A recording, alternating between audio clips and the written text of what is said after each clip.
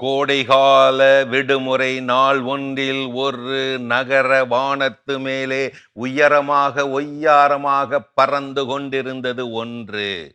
பார்த்த மாத்திரத்தில் பளபளப்பாக தெரியும் கண்ணாடி காற்றாடி அது. வண்ண வண்ண வேலைப்பாடுகளோடு சீராக பறந்து கொண்டிருந்த அந்த கண்ணாடி காற்றாடியை நகர மேயர் வியந்து வியந்து பார்த்தார்.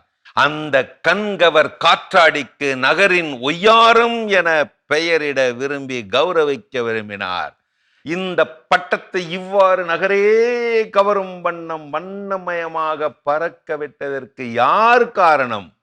முன்வந்து நின்றான் ஒரு பொடியன். நான் தான் அதை உருவாக்கினேன். கண்கவர் வண்ணம் தீட்டினேன். அழகழகான படங்களை அவற்றிலே வரைந்தேன். சாதாரண காகிதமாக இல்லாமல் கண்ணாடி காகிதத்தில் அதை நான் தான் உருவாக்கினேன்.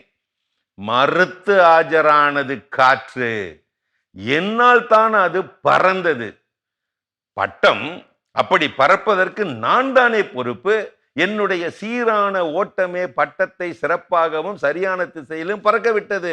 நான் மட்டும் படுவேகமாக அடித்திருந்தால் இந்நேரம் பட்டம் கிழிந்து பஞ்சு பஞ்சாய் பறந்திருக்கும். நானே காரணம். என்னால் தான் அந்த பறந்தது பட்டம். என்னால் தான் பறந்தது பட்டம் இல்லை, என்னால் தான் வந்து நின்றது அந்த காற்றாடியின் வால். நான் தான் பட்டம் பறக்கும் திசையை சிறப்பாக நிர்ணயித்து அசைந்தாடி பறக்க வைத்தேன். இல்லாவிட்டால் திசை தெரியாமல் பறந்தோடி இருக்கும் இந்த பட்டம். நான் தான் காரணம். என்னால் தான் பறந்தது பட்டம். இல்லை இல்லை, நான் தான். இப்படி முனைந்து பேச வந்து நின்றது நூல், பட்டம் விட்ட நூல். நான் இல்லாவிட்டால் எங்கே அதற்கு கட்டுப்பாடு? கட்டுப்பாட்டை தரப்படுத்தி பறக்க விட்டது நான் தான். நான் அதை வெக்கு வெக்கு என்று இழுக்காவிட்டால் ஏது இந்த பட்டத்திற்கு உயரமும் ஒய்யாரமும்? நகரத்தின் உயரத்தில் பட்டம் பறக்க நூலாகிய நானே காரணம். என்னால் தான் பறந்தது பட்டம், கண்ணாடி பட்டம். இல்லை இல்லை இல்லை இல்லை, இல்லவே இல்லை என்று மீண்டும் வந்து விவாதித்தான் பொடியன். நான் மட்டும் அந்த நூலை என் கையில் சிக்கென பிடித்திருக்காவிட்டால் என்னவாகி இருக்கும்? கட்டுப்பாட்டை இழந்திருக்கும் இல்லையா? அதோடு வெக்கு வெக்கு என்று அது தானாகவே நூலாகவே இழுத்து கொண்டது. அப்படி சூசகமாக கோளாறாக இழுத்து இழுத்து உயரம் காட்டியது என் கைகள் தான். நான் தான் காரணம். என்னால் தான் பறந்தது பட்டம். என்னால் தான் இல்லை, என்னால் தான் இல்லை இல்லை, என்னால் தான்.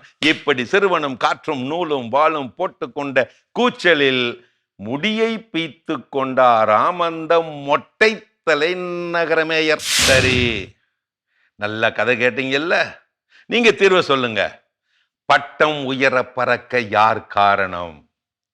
ஒரு விளைவுக்கு ஒரே ஒரு காரணம்தான் இருக்க முடியும் என்பது வீண்வாதம், வெட்டிவாதம், வெறும் பயவாதம். ஒற்றை கையால் கைதட்டு நிகழுமோ?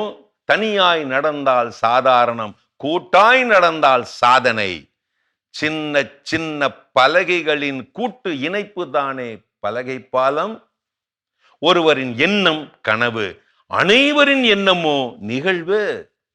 தேனீக்களின் கூட்டு முயற்சி தேன், எறும்புகளின் கூட்டு முயற்சி புற்று, மழை துளிகளின் கூட்டு முயற்சி ஆறு, மனிதர்களின் கூட்டு முயற்சி மனிதம். கீழே இருக்கும் வரை நீ வெறும் காகிதம், மேலே பறக்க பறக்கத்தான் நீ ஒரு உருவகம். மறக்காதே, விடாமுயற்சி என்ற ஒற்றை நூல் சரியாக இருந்தால் வெற்றி என்னும் பட்டம் உன் கைவசமே.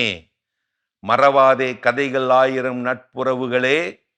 கயிறு அருந்தபோதுதான் தெரிந்ததாம் பட்டத்திற்கு உயரம் தனதல்ல என்று. ஆகவே தவிர்க்க, தலைகணம் தவிர்க்க.